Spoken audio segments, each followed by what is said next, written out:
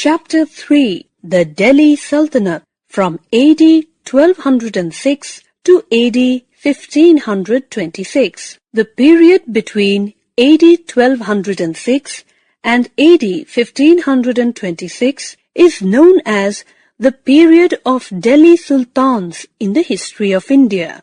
You have already read in the second chapter that Muhammad Ghori defeated Prithviraj Chauhan in the second battle of Tarain, which laid the foundation of Muslim rule in India. The Delhi Sultanate got established henceforth. Sources of the Sultanate period. We have both literary as well as archaeological sources to know about the Sultanate period. However, the accounts of travelers and court chronicles are the most valuable. Ibn Battuta and Marco Polo visited India and wrote about the conditions during that time. Zia-ud-Din Barani, Shamsi Siraj Afif and Minhaj-uz-Siraz have given a detailed account of court proceedings and details about the personal and public life of the sultans. Coins, inscriptions and monuments are the other important sources that tell us about this period. The slave dynasty. The rulers of this dynasty were called slaves or Mamluk sultans. Actually, Mamluk in Arabic means owned. Iltutmish and Balban were slaves of Qutbuddin Aibak, who himself was a slave of Muhammad Ghori. Qutbuddin Aibak from 1206 to 1210. The first ruler of the dynasty was Qutbuddin Aibak. Muhammad Ghori had left him in charge of the territories he had conquered in India. After Ghori's death, Qutbuddin began to rule as an independent ruler. Iltutmish from 1211 to 1236. Qutbuddin was succeeded by Iltutmish. He is considered the real founder of the Sultanate. Iltutmish faced many problems but dealt with them strongly. He put down the rebellions within the empire. He also protected the northwest frontiers of the Sultanate against possible Mongol invasions. In the east, he expanded his empire up to Bengal. Since no son of Iltutmish was efficient enough to become his successor, Iltutmish decided to make his daughter Razia the Sultan of Delhi. Razia Sultan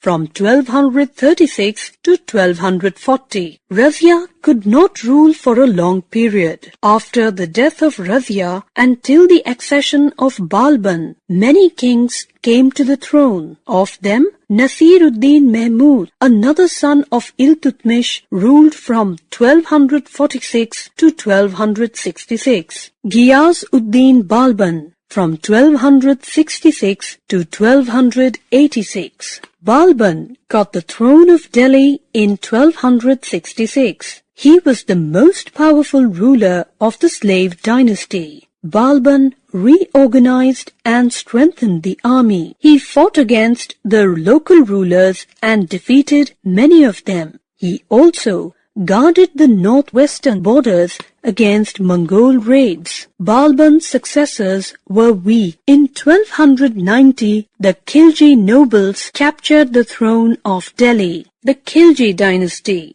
The Khilji dynasty was founded by Jalaluddin Firoz Khilji. The Khilji dynasty remained in power for 3 decades. Jalal-ud-Din Firoz Khilji from 1290 to 1296. Jalal-ud-Din Firoz Khilji was a great warrior in his youth, but when he ascended the throne, he had become very old. Jalal-ud-Din was succeeded by his nephew Ali Gurshab, who took the title of Alauddin. Alauddin Khilji from 1296 to 1316. The most powerful ruler of Khilji dynasty was Alauddin Khilji. He was an ambitious ruler. Soon after coming to power, he set about his goal of establishing an all-India empire. Economic reforms. Alauddin Khilji got all the cultivated land measured that fall in his territory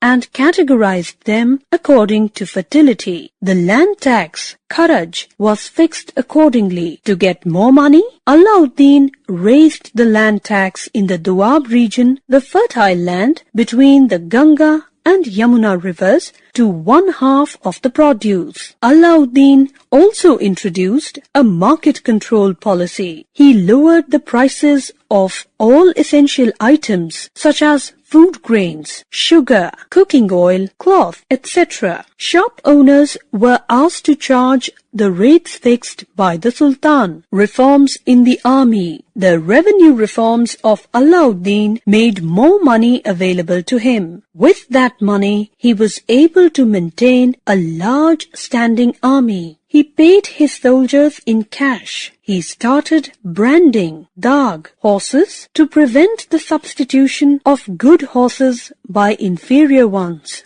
The Tughlaq dynasty. Ghazi Malik put an end to Khilji dynasty. He took the title of Ghiyasuddin Tughlaq.